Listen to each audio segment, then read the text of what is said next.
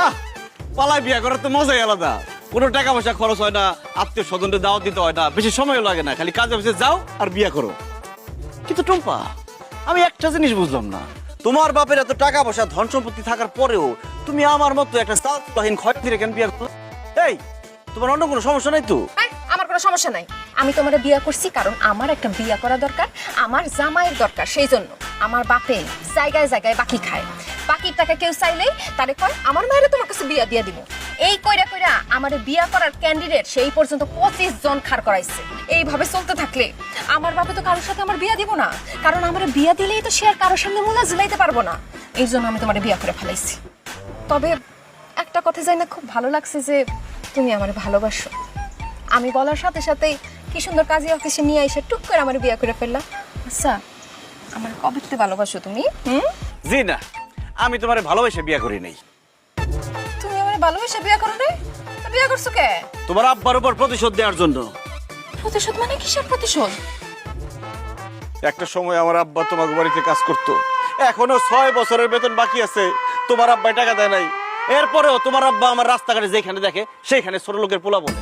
তখন থেকে আমি মনে মনে সিদ্ধান্ত নিচ্ছি, এই ছোট লোকের পোলা একদিন তোর মেয়ারে বিয়া করবো। যেই মুখে তুই আমার ছোট লোকের পোলা কইছস, সেই মুখে তুই আমার জামাই কবি। আর সেই জামাই ডাক শোনার জন্যই আমি তোমার বিয়া করছি।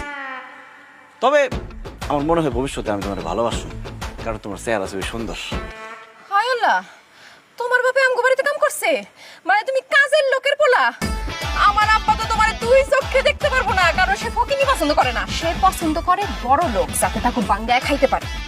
হায় আল্লাহ, তোমার বিয়ে করে তো আমি বড় ভুল করে লাইছি।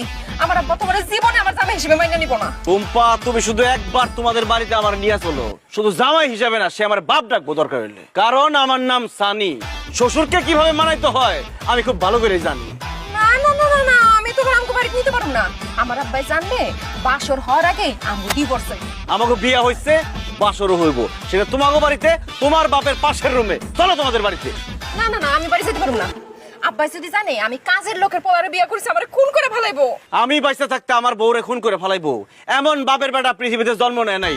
টুম্পা, তুমি কোনো চিন্তা করো না, আমি ভাঙিয়ে দেবো তোমার বাপের সকল বড়াই। আজ থেকে হবে জামাই শ্বশুরের লড়াই। আজকে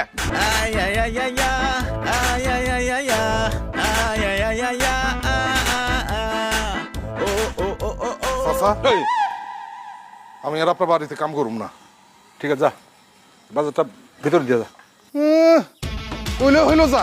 গত 1টা বছর ধরে আপনার বাড়িতে আমি কাম করতেছি, আপনি আমার 1টা মাসেরও বেতন দেন নাই। আজকে যদি আপনি আমার পুরা বেতন না দেন, তাহলে কিন্তু কি করবি? আপনার মায়ের টুম্পারে জোর করে তুলে নিয়ে যায় বিয়ে